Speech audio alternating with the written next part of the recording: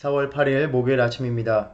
부활절을 보내고 우리가 부활의 능력을 더욱더 힘입어서 살아가는 오늘 하루가 되기를 소망합니다. 기도하겠습니다. 하나님, 이 아침 주님 말씀 앞에 나옵니다. 주님의 음성을 듣게 하여 주시고 부활로 다가오신 주님의 능력을 힘입어서 살아가는 하루가 될 수 있도록 인도하여 주시옵소서. 오늘도 펼쳐지는 하루의 삶 속에서 또 우리의 관심사 속에서 우리에게 원하시는 하나님의 뜻과 관심사에서 멀어지지 않도록 우리를 깨어있게 하여 주시고 믿음으로 이끌어 주시옵소서. 예수님의 이름으로 기도드립니다. 아멘. 이 아침에 묵상할 하나님의 말씀은 출애굽기 2장 11절에서 25절 말씀입니다. 하나님의 말씀 출애굽기 2장 11절에서 25절 말씀입니다. 모세가 장성한 후에 한 번은 자기 형제들에게 나가서 그들이 고되게 노동하는 것을 보더니 어떤 애굽 사람이 한 히브리 사람 곧 자기 형제를 치는 것을 본지라. 좌우를 살펴 사람이 없음을 보고 그 애굽 사람을 쳐 죽여 모래 속에 감추니라. 이튿날 다시 나가니 두 히브리 사람이 서로 싸우는지라. 그 잘못한 사람에게 이르되 내가 어찌하여 동포를 치느냐 하매 그가 이르되 누가 너를 우리를 다스리는 자와 재판관으로 삼았느냐. 내가 애굽 사람을 죽인 것처럼 나도 죽이려느냐. 모세가 두려워하여 이르되 일이 탈로 되었도다. 바로가 이 일을 듣고 모세를 죽이고자 하여 찾는지라. 모세가 바로의 낯을 피하여 미디안 땅에 머물며 하루는 우물 곁에 앉았더라. 미디안 제사장에게 7달이 있었더니 그들이 와서 물을 길어 구유에 채우고 그들의 아버지의 양떼에게 먹이려 하는데 목자들이 와서 그들을 쫓는지라. 모세가 일어나 그들을 도와 그 양떼에게 먹이니라. 그들이 그들의 아버지 르우엘에게 이를 때에 아버지가 이르되 너희가 오늘은 어찌하여 이같이 속히 돌아오느냐. 그들이 이르되 한 애굽 사람이 우리를 목자들의 손에서 건져내고 우리를 위하여 물을 길어 양떼에게 먹였나이다. 아버지가 딸들에게 이르되 그 사람이 어디에 있느냐. 너희가 어찌하여 그 사람을 버려두고 왔느냐. 그를 청하여 음식을 대접하라 하였더라. 모세가 그와 동거하기를 기뻐하며 그가 그의 딸 십보라를 모세에게 주었더니 그가 아들을 낳음에 모세가 그의 이름을 게르솜이라 하여 이르되 내가 타국에서 나그네가 되었음이라 하였더라. 여러 해 후에 애굽 왕은 죽었고 이스라엘 자손은 고된 노동으로 말미암아 탄식하며 부르짖으니 그 고된 노동으로 말미암아 부르짖는 소리가 하나님께 상달된지라. 하나님이 그들의 고통 소리를 들으시고 하나님이 아브라함과 이삭과 야곱에게 세운 그의 언약을 기억하사 하나님이 이스라엘 자손을 돌보셨고 하나님이 그들을 기억하셨더라. 아멘. 부활절을 보내고 이번 주부터 우리가 출애굽기 묵상을 시작하였습니다. 출애굽기에는 하나님이 이스라엘 백성을 애굽으로부터 건지시는 놀라운 구원의 사건이 펼쳐집니다. 이 말씀을 묵상해 가면서 우리는 기대합니다. 출애굽의 사건, 하나님의 놀라운 구원의 능력이 지금 내 삶에서도 일어나기를 기대합니다. 나의 삶을 억누르는 상황에서 주님이 건져 주시기를 간절히 소망합니다. 저 개인적으로도 이 출애굽기를 통해서 성도님들과 저에게 주님의 구원의 능력에 대한 확신이 회복되는 말씀을 나누는 시간이 되면 좋겠다라고 생각했습니다. 한편으로는 그러한 우리의 기대와 소망이 주님의 은혜 가운데 이루어지기를 간절히 바랍니다. 하지만 말씀을 준비하면서 단지 주님의 구원만을 기대하는 것은 출애굽의 의미를 온전히 이해하지 못하는 것, 내 삶에서 주님의 도움과 은혜만을 바라고 그것을 경험하는 것이 신앙의 전부인 것처럼 생각하는 것은 여전히 내 중심적인 신앙의 틀 안에 갇혀 있다는 것을 돌아봅니다. 우리는 출애굽기의 내용을 잘 알고 있습니다. 한번 출애굽기의 내용 전체의 내용을 한번 기억해 보십시오. 출애굽기는 전체 40장으로 되어 있는데 출애굽기 사건에 대한 부분은 15장까지입니다. 그리고 하나님은 자기 백성을 광야로 인도하시고 시내산에서 언약을 맺으십니다. 그리고 거의 절반 가까이에 이르는 16장에 걸쳐서 성막을 건립하는 내용이 나옵니다. 그러니까 출애굽은 애굽에서 해방되는 것만을 이야기하는 것이 결코 아니라는 것이죠. 오늘 본문을 들여다보기 전에 이 출애굽기 말씀의 여정을 시작하면서 출애굽의 의미가 무엇인가 분명히 다시 한번 새기기를 원합니다. 출애굽은 결코 이집트 땅에서 벗어나서 해방되는 것만을 이야기하는 것이 아닙니다. 내 삶에서 출애굽의 역사를 경험한다는 것은 지금 나를 얽매이게 하는 억압하는 현실 상황에서 벗어나는 것만을 의미하는 것이 결코 아닙니다. 출애굽기는 이집트 해방에서 그 이야기가 끝나지 않았습니다. 그것이 하나님의 목적이 결코 아니었습니다. 오히려 출애굽기에서는 하나님과의 언약을 맺는 내용과 예배의 처소인 성막을 건립하는 내용이 더 많이 차지하고 있습니다. 바로 여기에서 출애굽의 진정한 의미가 담겨 있다는 것이죠. 하나님의 목적과 관심사는 결코 고통받는 이스라엘 백성들을 그들의 노예 상태에서 벗어나게 해주는 데 그치는 것이 아니었습니다. 주님이 우리를 어려운 가운데서 건지시는 것은 그 어려운 현실을 벗어나게 해주시는 것 이상의 의도를 가지고 계신 것입니다. 그렇다면 우리의 믿음과 신앙의 기도가 하나님, 이 어려운 상황 가운데서 나를 건져주시고 도와주소서라는 데서 그쳐서는 안 된다는 것입니다. 하나님이 이스라엘 백성을 왜 구해주셨습니까? 출애굽의 목적은 어디에 있었습니까? 그들과의 언약을 맺으시고 그들을 하나님의 백성으로 삼으셔서 여호와를 예배하는 삶을 살게 하시는 데 있었던 것입니다. 그래서 그들에게 성막을 지으라고 명하셨습니다. 우리의 삶에서 출애굽은 우리로 하여금 예배의 자리로 나오게 하시기 위해 행하시는 큰 그림의 시작일 뿐입니다. 그런데 우리의 신앙 가운데 그저 이집트를 벗어나는 것에만 관심이 있고 예배를 향해 나아가는데 무관심한 심령들이 많다는 것입니다. 사실 어떤 면에서 우리는 대부분 출애굽을 이미 한 사람들입니다. 하나님께서 우리를 죄 가운데서 우리를 억누르는 세력과 현실에서 구원해 주시고 건져 주셨습니다.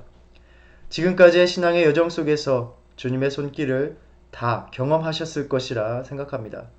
어떤 면에서 우리가 주님의 능력을 맛보았기 때문에 지금도 신앙생활을 하고 있는 것 아닙니까? 주님의 도우심을 바랄 수 있다는 그 소망이 있기에 우리는 열심히 주님을 섬기고 있지 않습니까? 그러나 우리는 여전히 그저 이집트에서만 벗어난 상태, 출애굽의 시작 단계에만 머물러 있는 신앙이 아닌가 하는 것입니다. 출애굽기에 담긴 해방의 의도는 결코 우리의 마음대로 할 수 있는 상태, 자유의 상태로 만들어 주시는 것이 아닙니다. 아이러니한 말이지만 하나님의 출애굽의 목적은 이스라엘을 또 다른 예속의 상태로 들어가게 하시는 것이었습니다. 이집트의 바로가 아니라 하나님을 섬기게 하시는 것, 하나님께 예속된 상태로 만드시는 것이 목적이었습니다. 그래서 출애굽기의 본질적인 관심사는 이집트를 벗어나는 것만이 아니라 이스라엘이 이제 누구를 또 어떻게 섬길까에 대한 것입니다.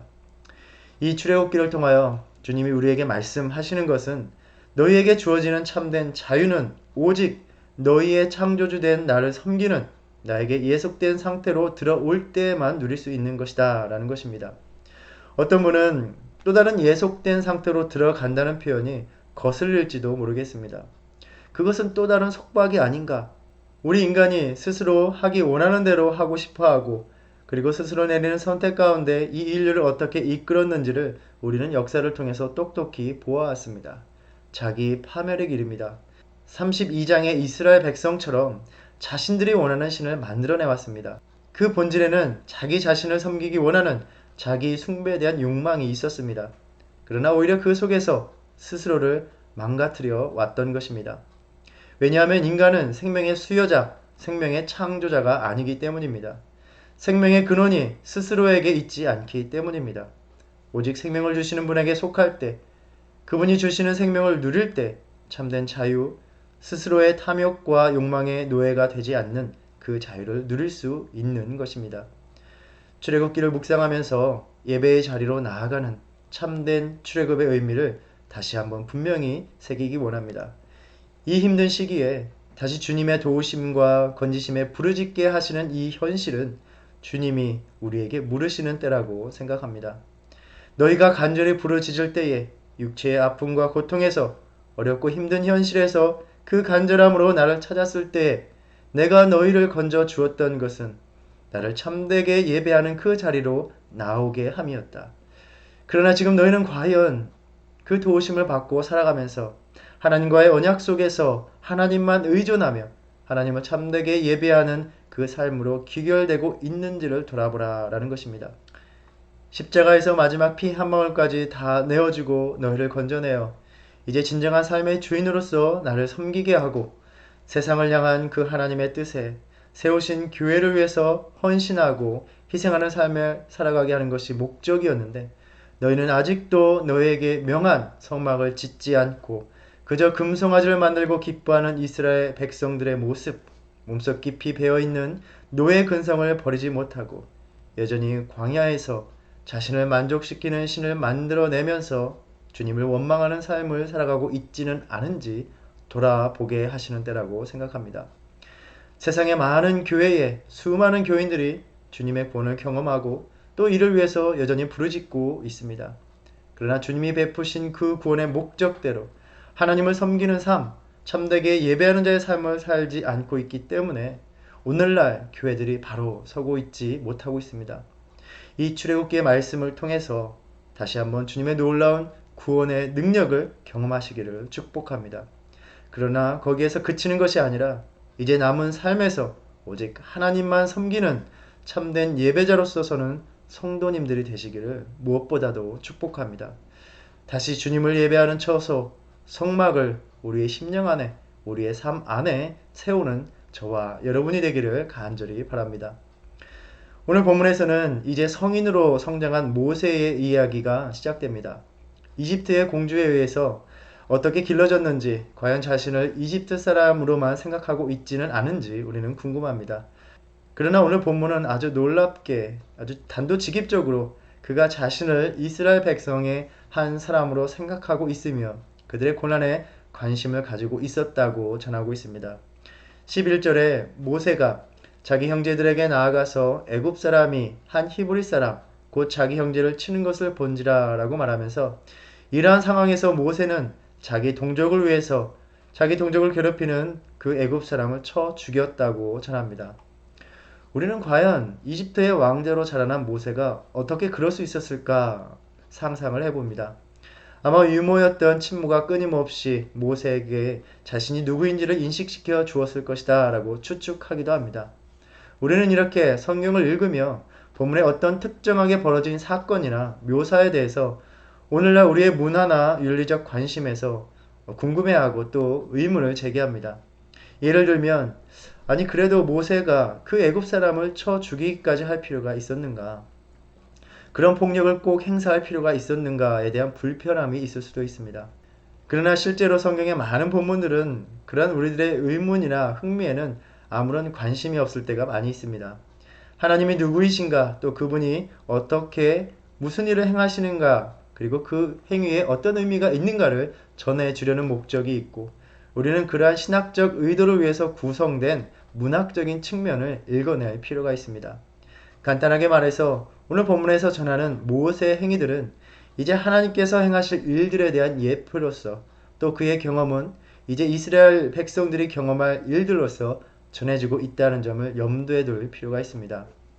예를 들어서 모세가 남자 아이들을 죽이라는 그 바로의 명령에도 불구하고 살아남아서 하나님의 구원의 역사에 중요한 역할을 감당하는 것은 헤롯의 영아 살해 명령에서 생명을 보존하신 예수님의 예표로서 우리가 읽어볼 수 있습니다. 오늘 본문도 마찬가지입니다. 그는 자기 동족의 고통을 보았고 관심을 가졌고 그 고난의 현장으로 뛰어들었습니다. 모세의 신분은 무엇이었습니까? 아주 고귀한 이집트 왕자, 아무도 함부로 할 수 없는 그러한 신분이었습니다. 하찮게 여김받는 노예 일에 관심을 가질 필요가 전혀 없었습니다. 그러나 그는 동족의 압제의 고통을 자신의 것처럼 여겼습니다. 모세의 모습 속에서 바로 하나님의 모습이 비춰집니다. 하나님은 자기 백성 이스라엘 우리들의 고통을 자기의 것으로 느끼시는 분입니다. 예수님은 하나님의 아들로서 우리 인간의 고통을 감당할 하등의 이유가 없으신 분이셨습니다. 그래서 사탄은 시험하면서 말하였습니다. 내가 하나님의 아들이여든 십자가의 고통과 조롱이 아니라 찬양과 경배의 대상이 되어야 하는 것이 마땅하지 않느냐. 이 성전 꼭대기에서 뛰어내려라. 하나님의 사자들이 너를 받들어 손끝 하나 다치지 않게 하는 것, 그러한 대접을 받는 것이 마땅하지 않느냐. 그러나 주님은 우리의 고통을 자신의 고통으로 감당하시는 바로 그 하나님으로 우리 곁에 오신 것입니다. 이렇듯 모세의 행위는 하나님의 행위를 내다보게 합니다. 모세가 자기 형제들이 고되게 노동하는 것을 보았다라고 말합니다. 25절에 하나님이 이스라엘 자손을 돌보셨다라고 말합니다. 바로 그들을 보았다라는 같은 단어입니다. 모세가 애굽인이 자기 형제를 치는 것을 보고 그 애굽 사람을 쳐 죽였다라고 말합니다. 여기에서 치다라는 말은 히브리어 나카라는 단어입니다. 바로 하나님이 이스라엘 백성을 치는 그 애굽에게 행하신 일을 이야기할 때 쓰는 단어입니다. 출애굽기에서 하나님이 치셨다라는 표현이 자주 등장합니다. 12장 12절에 보면 내가 그 밤에 애굽 땅에 두루 다니며 사람이나 짐승을 막론하고 애굽 땅에 있는 모든 처음 난 것을 다 치고 애굽의 모든 신을 내가 심판하리라. 나는 여호와라 라고 말씀하셨습니다. 이렇듯 모세의 행위 속에서 하나님의 구원의 사건이 시작되고 있음을 우리는 엿볼 수 있습니다. 그리고 모세는 같은 동족들 두 히브리 사람의 다툼에 휘말리고 그 권위에 대해서 도전을 받습니다. 누가 너를 우리를 다스리는 자와 재판관으로 삼았느냐? 이스라엘 백성은 끊임없이 모세에게 세워진 그 권위에 대해서 도전을 하였습니다. 이는 하나님에 대한 도전이기도 하였습니다. 오늘날 주의 사역을 감당하는 이들이 겪는 도전이기도 합니다. 이 일을 계기로 모세는 바로가 자신을 죽이려 하자 그 낯을 피하여 도망을 갑니다. 모세가 배척당하는 것은 예표적인 관점에서 자신의 가족과 백성으로부터 배척을 당하시는 예수님의 모습을 보이는 듯 합니다. 히브리서는 이 모세의 생애를 그리스도를 위해서 고난당하는 교회를 격려하기 위한 예로서 제시합니다. 11장 24절 말씀을 보면 믿음으로 모세는 장성하여 바로의 공주의 아들이라 칭함받기를 거절하고 도리어 하나님의 백성과 함께 고난받기를 잠시 죄악의 낙을 누리는 것보다 더 좋아하고 그리스도를 위하여 받는 수모를 애굽의 모든 보화보다 더 큰 재물로 여겼으니 이는 상 주심을 바라봄이라. 이렇게 모세는 하나님의 백성의 고통에 참여함으로 그 백성을 위한 하나님의 구원의 역사에 함께 하게 됩니다. 바로의 낯을 피하여 머물게 된 곳이 미디안 땅이었습니다. 사실 미디안 족속은 성경에서 유목민족으로 알려져 있기 때문에 그들의 땅이 어디였는지 단정 짓기는 어렵습니다. 그러나 이 땅은 아마도 이스라엘의 족장이었던 아브라함과 이삭과 야곱이 하나님을 경배하던 곳과 연결되어 있었던 땅이라 짐작합니다. 비록 모세에게는 낯선 땅이었지만 하나님을 만날 수 있는, 그래서 하나님의 구원을 위한 사명을 준비할 수 있는 곳에 머물게 된 것입니다. 이 미디안 땅에서 제사장 르우엘, 때로는 이드로로 언급되는 이의 딸들을 곤경에서 구해줍니다. 18절에 보면 그 딸들이 한 애굽 사람이 우리를 목자들의 손에서 건져내고 우리를 위하여 물을 길어 양떼에게 먹였나이다 라고 말합니다. 이들의 눈에 모세는 여전히 한 애굽 사람이었습니다. 그러나 그의 행동은 다시 하나님의 행위를 기대하게 합니다. 구하며 건져내고 물을 제공한 일입니다. 바로 하나님께서 이스라엘 백성들에게 행하셨던 일입니다. 모세는 그렇게 가정을 꾸리고 아들을 낳고 살아갑니다. 그리고 그 아들의 이름이 게르솜입니다. 오늘 본문에 의하면 그 의미는 내가 타국에서 나그네가 되었음이라. 이렇게 모세는 나그네로서 지금 자신의 동족이 겪고 있는 그 삶에 동화되면서 자신을 사용하시는 하나님의 구원 사역을 준비하게 되는 것입니다. 오늘 본문의 마지막 부분은 다시 이집트에게 시선을 돌립니다. 절대 권력의 애굽 왕이 죽었고 이스라엘 자손은 여전히 고된 노동으로 말미암아 부르짖습니다. 사실 새로운 왕의 등극은 은혜를 기대하게 하는 상황입니다. 보통 새로운 권력자는 은혜를 베풀기 위해서 죄를 면하고 죄수들을 풀어주고 노예들은 그들의 무거운 짐이 나아지기를 기대하게 됩니다. 그러나 현실은 그렇지 않았습니다. 그들은 고통 속에서 부르짖었고 그 부르짖는 소리가 하나님께 상달되었다라고 말합니다.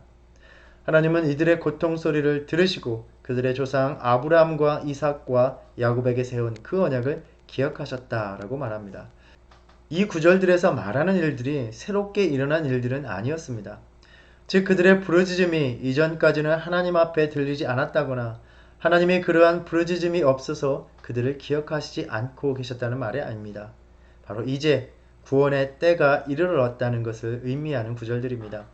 사도행전 7장에서는 스데반이 설교 가운데 모세의 이야기를 전하면서 30절에서 40년이 참에 천사가 시내산 광야 가시나무 떨기 불꽃 가운데서 그에게 보였다라고 이야기합니다. 하나님은 언제나 그들의 부르짖음을 듣고 계시고 기억하셨습니다.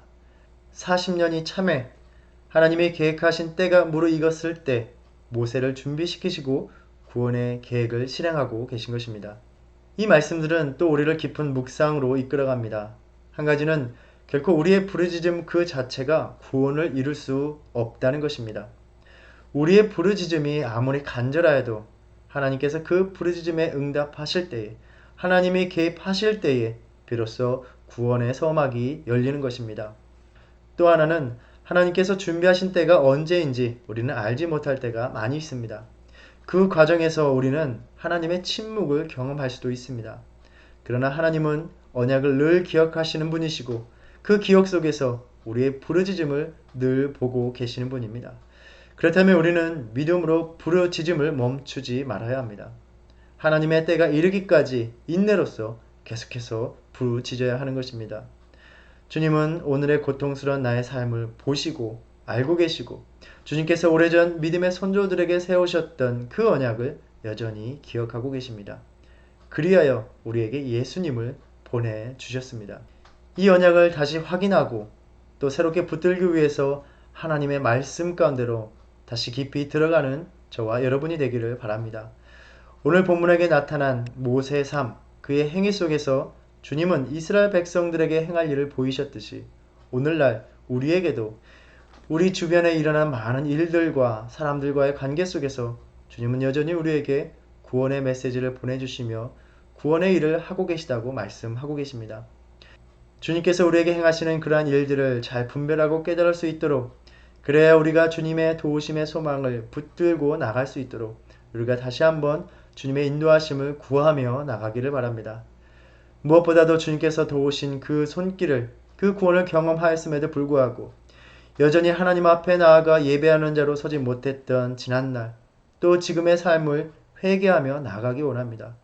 계속해서 우리가 말씀을 묵상해 나가면서 우리의 심령에, 우리의 삶에 주님이 진정 원하시는 예배의 처소, 성막을 세워가는 저와 여러분의 믿음의 삶이 되기를 간절히 소망합니다. 기도하겠습니다. 하나님, 주님께서 모세의 삶을 준비하시면서 주님께서 이스라엘 백성들의 삶을 기억하셨고 여전히 그들의 고통을 돌보아 주셨고 구원의 계획을 변함없이 행하고 계심을 우리에게 말씀해 주셨습니다.